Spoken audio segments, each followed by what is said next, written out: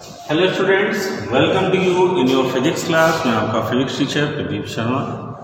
कक्षा 12 में बेटा हम लोग जो चैप्टर स्टार्ट किए हैं वो चैप्टर है प्रत्यावर्ती धारा। ठीक है, और ये जो प्रत्यावर्ती धारा है इसमें हमने प्रत्यावर्ती धारा, प्रत्यावर्ती वोल्टेज और प्रत्यावर्ती ईएमएफ यानी इंड्यूस्ड ईएमएफ की बात की, उसके समीकरण हमने प्राप्त कर लिए। ठीक है, तो किसी भी परिपथ में जब प्रत्यावर्ती धारा का प्रवाह होता है तो उस परिपथ में धारा के आधे चक्र में धारा का मान क्या होता है, धनात्मक, और शेष आधे चक्र में धारा का मान क्या होता है, ऋणात्मक होता है। ठीक है, अब क्या करते हैं, तो अगर एक चक्र में हम धारा का मान लिखते हैं तो एक पूरे चक्र में धारा का जो औसत मान होता है वो शून्य होता है। भाई आधे में धनात्मक है, आधे में ऋणात्मक है और दोनों तरफ बराबर है, तो इसका औसत मान क्या होगा, शून्य। तो इसलिए हम क्या करते हैं, धारा के आधे चक्र में औसत का मान ज्ञात करते हैं, जिसे हम लोग धारा का माध्य मानते हैं। ठीक है, तो लिखेंगे अर्ध चक्र में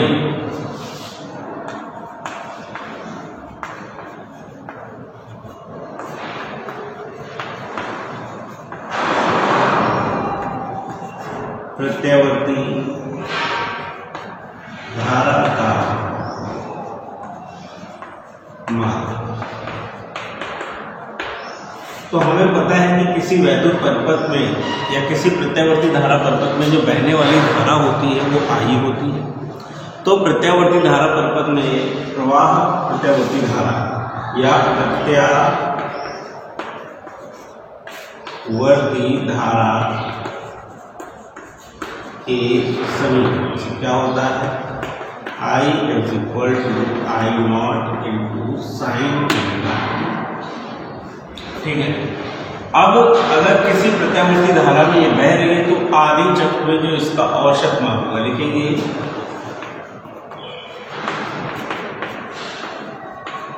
आधे चक्र में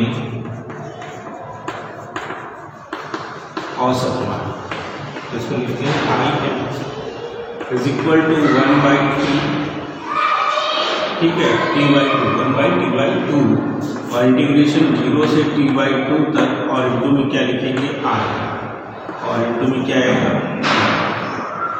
ठीक है, अब क्या करते हैं, ये इक्वेशन याद रखनी है।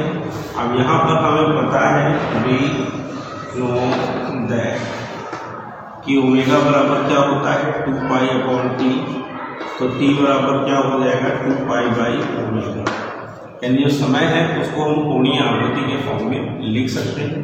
अगर ये वैल्यू आप यहाँ रखते हैं तब यही इक्वेशन आपको जो मिलने वाली है वो मिलेगी, Im is equal to 1/2π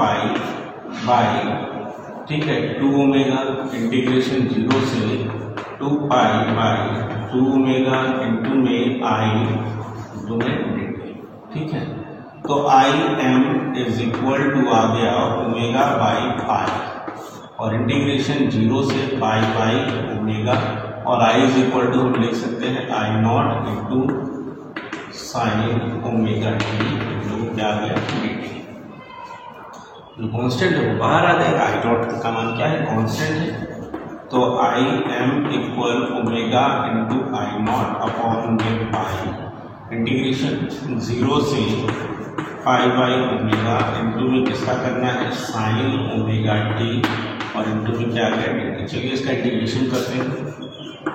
तो Im is equal to omega into I naught pi. ठीक है, साइन ओमेगा टी का क्या होता है, साइन ओमेगा टी का होता है माइनस का कॉस ओमेगा टी, और अपॉन में क्या आ जाएगा, ओमेगा। ठीक है, तो Im इक्वल माइनस बाहर ले लिया, omega into I not upon में क्या आ गया, पाई। ठीक है, और क्या आ जाएगा, लिमिट चढ़ा दो 0 से π/ओमेगा तक चल रही है, और ये भी ओमेगा कहाँ आ गया, बाहर आ गया, और लिमिट चढ़ाएंगे तो upper limit minus lower limit, यानी साइन अपर लिमिट कितनी है, ओमेगा इंटू में π/ओमेगा, माइनस में क्या आ जाएगा, साइन। ठीक है, ओमेगा इंटू 0। ठीक, बात समझ में आ गई कि नहीं आई। ठीक है, अब क्या करते हैं, यहाँ से हम लोग काम को अपने स्टार्ट करते हैं। ठीक है, तो जब अब काम स्टार्ट होगा तो ये क्या हो गया, ओमेगा से ओमेगा कैंसिल हो गया, और अब ओमेगा से ओमेगा जब कैंसिल होगा तो हमारे पास वैल्यू कितनी आ जाएगी, देखिए जरा ध्यान से, ओमेगा से ओमेगा कैंसिल हुआ तो आई एम इक्वल आ गया माइनस का आई नॉट अपॉन पाई, ठीक है। और यहाँ पर साइन पाई जो होता है वो साइन 0 के बराबर होता है, साइन पाई जो होता है वो साइन 0 के बराबर होता है। देखो छोटी सी मिस्टेक हो गई थी, ठीक है, वो चेंज क्या करना है, इंटीग्रेशन, फिर से करते हैं।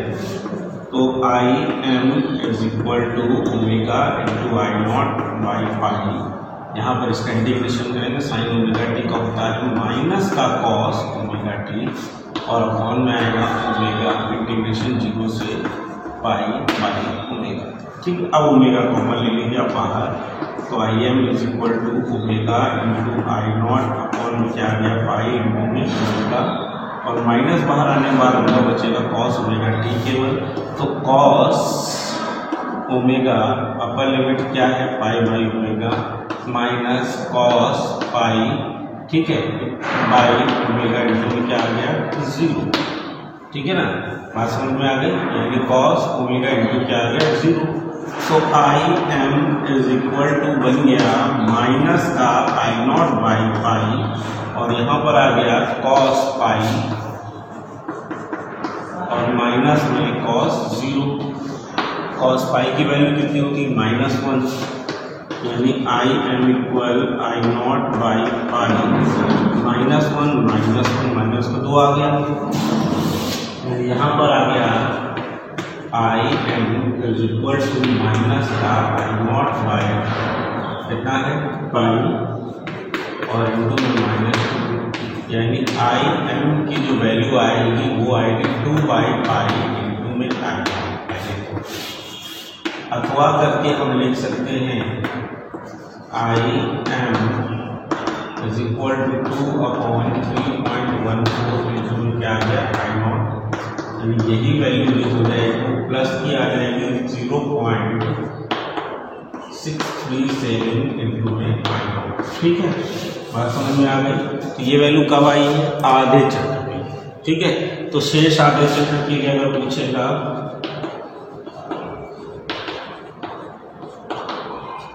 तो शेष आधे चक्र में यही वैल्यू जो बनेगी वो बनेगी माइनस का 0.637 आई नॉट, और एक पूरे चक्कर में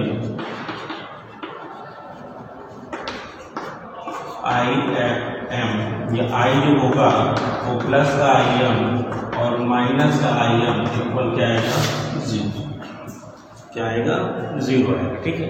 बस वो छोटी वाली मिस्टेक थी, चेंज कर लो आराम से, उसके बाद पूरा सॉल्व हो जाएगा। फॉर्मूला ये याद रखो, आधे चक्र में निकाल रहे हैं तो समय को अलग कर रहे हैं, औसत मान निकालेंगे तो इसका इंटीग्रेशन करेंगे, बात समझ में आ रही है, और समय के साथ इंटीग्रेशन करना है क्योंकि समय के साथ ही औसत मान निकालेंगे, ठीक है, बात समझ में आ गई, ठीक है। इसको कॉपी करो फिर आगे बढ़ते हैं।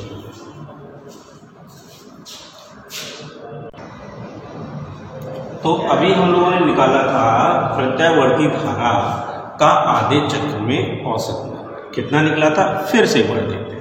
तो आधे चक्र में अगर हम प्रत्यावर्ती धारा निकालते हैं तो वो आती है आई M equal plus minus 0.637 into में आई नॉट। अगर यहीं से बोलता है प्रत्यावर्ती वोल्टेज तो वो भी तो आधे चक्र में होगा, तो क्या लिखेंगे प्रत्यावर्ती वोल्टेज,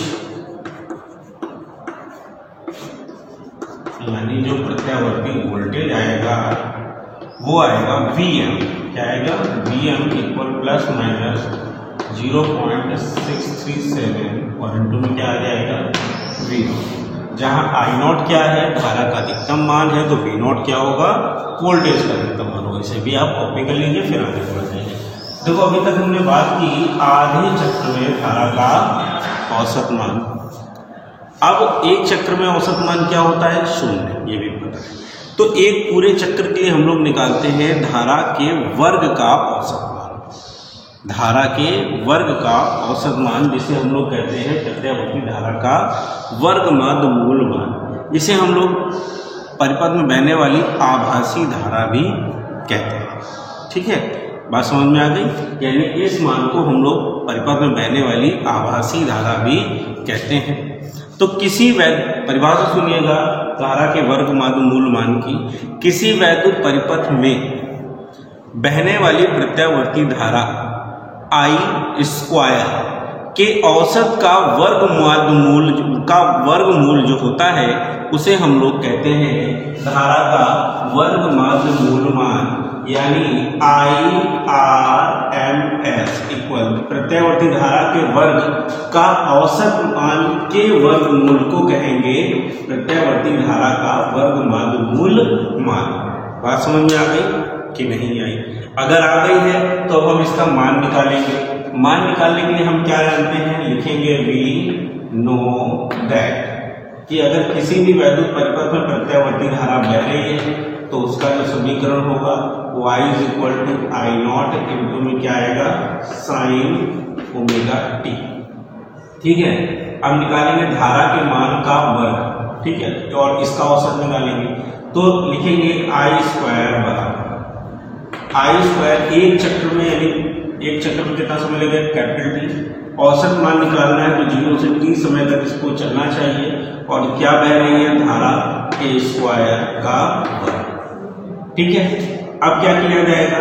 अब यहाँ पर छोटा सा काम करते हैं। I स्क्वायर इक्वल 1/t की जगह पर क्या लिख सकते हैं 2π/ओमेगा इंटीग्रेशन 2π/ओमेगा, और I स्क्वायर की जगह पर लिखेंगे I0 का स्क्वायर इंटू में साइन स्क्वायर ओमेगा t, और इंटू में क्या आएगा dt। I स्क्वायर क्या होगा? कॉमन हो गया, बाहर ले लिया तो I स्क्वायर = ओमेगा अपॉन 2π। ठीक है, और इंटू में क्या आ गया I0 का स्क्वायर इंटीग्रेशन 0 से 2π/ओमेगा तक, और क्या आ गया साइन स्क्वायर ओमेगा t, और इंटू में क्या आ गया dt। अब देखो मैथ्स के स्टूडेंट सभी हैं अगर तो सबको पता है कि sine square, cos square, ten square का सीधे से आप इंटीग्रेशन नहीं कर सकते। तो हम एक काम करते हैं, ये जो साइन स्क्वायर ओमेगा t लिखा है इससे हम एक छोटा सा फॉर्मूला पता है cos 2a का। ठीक है, तो हम यहाँ पर लिख सकते हैं we know that cos 2 theta equal क्या होता है 1 - 2 साइन स्क्वायर थीटा बाई क्या होता है। तो यहाँ से साइन स्क्वायर थीटा = आ जाएगा 1 - 2 cos 2 थीटा, और पूरे बाई में क्या आ जाएगा 2। ठीक है, बात समझ में आ गई कि नहीं आई? अगर आ गई है तो हम क्या करेंगे साइन स्क्वायर थीटा की ये वैल्यू कहाँ ला के रखेंगे? अपने समीकरण ऊपर एक समीकरण में। तो लिखेंगे का मान उपर्युक्त समीकरण में रखने का। चलिए जब आप वैल्यू रखेंगे तो I स्क्वायर = क्या है ओमेगा इंटू I0 का स्क्वायर अपॉन में कितना है 2π। ठीक है, इंटीग्रेशन चाहे तो यहाँ से 1/2 भी आप कॉमन ले लेंगे तो अब आ जाएगा 1 - 2 cos 2 थीटा इंटू में क्या आ जाएगा dt। ठीक है, 2 थीटा की जगह पर अब हमारे पास ओमेगा t चल रहा है तो यहाँ पर आप क्या रखेंगे 2 ओमेगा t। ठीक, चलिए आते हैं तो I square equal omega upon omega into I0 का स्क्वायर अपॉन में कितना आ गया 4π। इंटीग्रेशन इसका करेंगे तो क्या आ जाएगा t, और इसका करेंगे तो माइनस में 2। ठीक है, इसकी लिमिट चढ़ा दो 0 से कितनी है π/ओमेगा 2π/ओमेगा। देख लो साफ साफ नजर नहीं आ रहा है तो अभी ध्यान से देखो, थोड़ा बड़ा बड़ा देते हैं। ठीक है, बिल्कुल ध्यान से देखो इसको।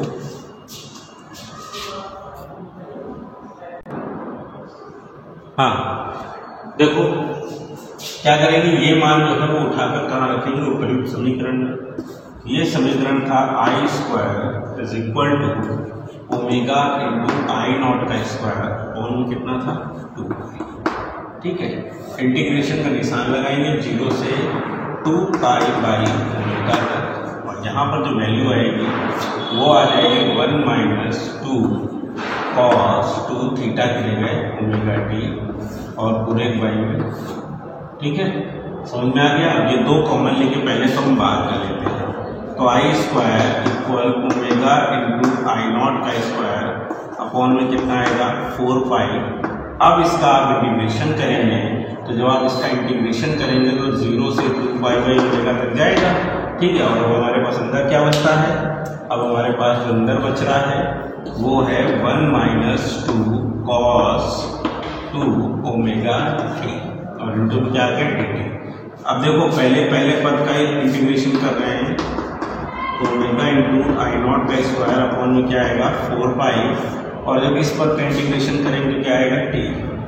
माइनस में इस पद का जब इंटीग्रेशन करेंगे तो हमें मिलेगा 2, यहाँ पर क्या आ गया साइन स्क्वायर ओमेगा टी, यहाँ पर क्या आएगा sine 2 omega T, sine 2 omega T. ठीक है, और अपॉन में कितना आ जाएगा 2 ओमेगा और लिमिट चढ़ा दो 0 से 2 पाई बाई ओमेगा। ठीक है, अब लिमिट रखने जा रहे हैं, बहुत ध्यान से देखो।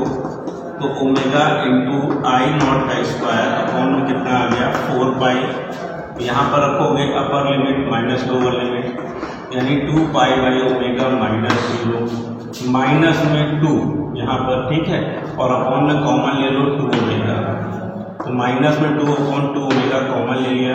अब यहाँ पर लिमिट रखने जा रहे हैं तो अपर लिमिट हमारे पास क्या है साइन 2 ओमेगा इंटू में 2 पाई बाई ओमेगा, और माइनस में क्या आ जाएगा साइन 2 ओमेगा इंटू 0। ठीक, पद यहीं पे चेक कर लो, सब समझ में आ जाएगा। ठीक है, तो अब यहाँ लिख दे रहे हैं, अच्छा देखो।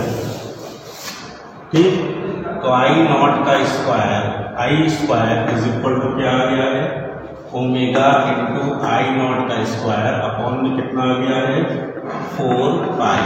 ठीक, अंदर क्या बचा यहाँ पर 2 पाई बाई ओमेगा,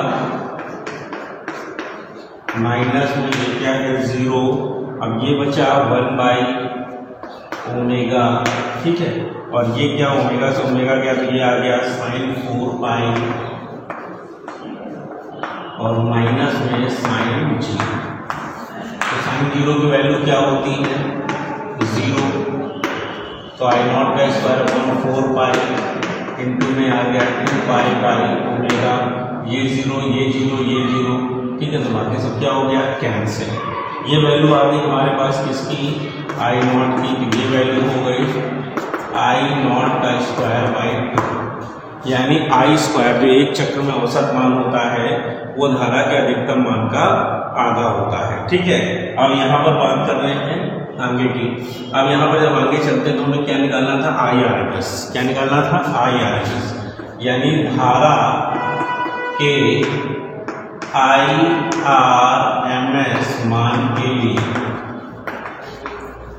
धारा के IRMS मान के लिए IRMS बराबर अंडर रूट के अंदर क्या रखना पड़ेगा आई स्क्वायर, यानी अंडर रूट के अंदर आई नॉट का स्क्वायर बाई 2, यानी IRMS बराबर क्या आ गया आई नॉट अपॉन कितना आ गया √2।